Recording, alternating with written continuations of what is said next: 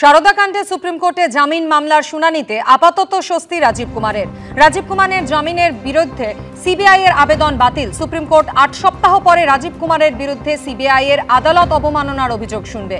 রাজ্য সরকারের বিরুদ্ধে আদালত অবমাননার অভিযোগও 8 সপ্তাহ পরে শুনবে সর্বোচ্চ আদালত।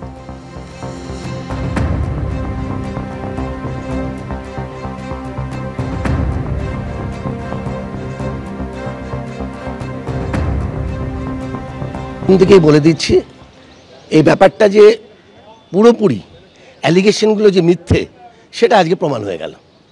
আজকে 7 বছর ধরে যেই অভিযোগ সিবিআই করছিল এবং করে যেভাবে রাজীব কুমারের কাস্টাডি চাইছিল, আজকে প্রমাণ হয়ে গেল যে অভিযোগগুলো মিথ্যে। অদ্ভুতভাবে দেখা গেল যে দিন থেকে উনি ইন্টারিম প্রোটেকশন পেয়ে গেলেন তারপর থেকে একবারের জন্য আর সিবিআই ওনাকে ডাকলেন না। গত 6 বছরে একবারের জন্য প্রয়োজন মনে করলেন না যে রাজীব কুমারকে ডাকবার জন্য। তার কারণটা হচ্ছে মেটেরিয়াল নেই, দের ইজ নো মেটেরিয়াল। একটা মিথ্যার ওপর ভিত্তি করে কতদিন একটা কেস চলতে পারে, একটা ইনভেস্টিগেশন চলতে পারে কতদিন, যদি এভিডেন্স না থাকে, যদি মেটেরিয়াল না থাকে। আজকে সেটা প্রমাণ হয়ে গেল যে আইন কিন্তু সঠিক পথে চলে। আমাদের সম্পূর্ণ রকম আস্থা ছিল বিচার ব্যবস্থার ওপর, এবং আজকে রাজীব কুমার বিচার পেলেন, সঠিক বিচার পেলেন, যেটা আজকে 7 বছর আগে ওনার পাওয়া উচিত ছিল।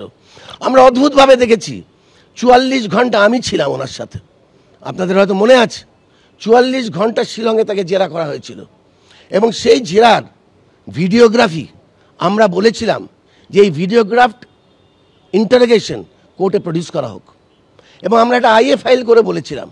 কিন্তু আজ পর্যন্ত সিবিআই সেই ভিডিওগ্রাফড ইন্টারোগেশনটা কোর্টে প্রডিউস করতে পারলো না। অ্যান্টিসিপেটরি বেলে, যেটা কলকাতা হাইকোর্ট অ্যান্টিসিপেটরি বেল দিয়েছিল রাজীব কুমারকে, সেই বেলের এগেনস্টে যে এসএলপি ফাইল করেছিল, তারপরে অনেক কিছু বলতে চাইছিল যে ইনফ্লুয়েন্সিয়াল লোক, অমুক লোক, political. Supreme court, supreme court কিচ্ছু শোনেনি, এসএলপি ডিসমিস করে দিয়েছে। অ্যাকচুয়ালি যেটা সেন্ট্রাল গভর্নমেন্টের, এটা একটা পলিটিক্যাল মোটিভ নিয়ে এগুলো করছে, তো একটা পলিটিক্যাল অ্যালিগেশন বলে দিয়েছি। ওরা যেটা চাইছে একটা পলিটিসাইজ করতে, আর it is not a political things at all. Rajeev Kumar যখন অফিসে ছিল, সেই যখন সবাই যেন অফিসে, হঠাৎ করে বাড়িতে যাবে কেন? রাজীব কুমার এগেন্সটে কোনো মানি লন্ডারিং এর কেস দেয়নি, তাহলে কেস টেকে কি করে? ওর সারদা, রোজভ্যালি যেগুলো, ওগুলো তো মানি লন্ডারিং এর কেস। পিএমএল এর, রাজীব কুমার এগেন্সটে পিএমএল এর কেস কিছু নেই।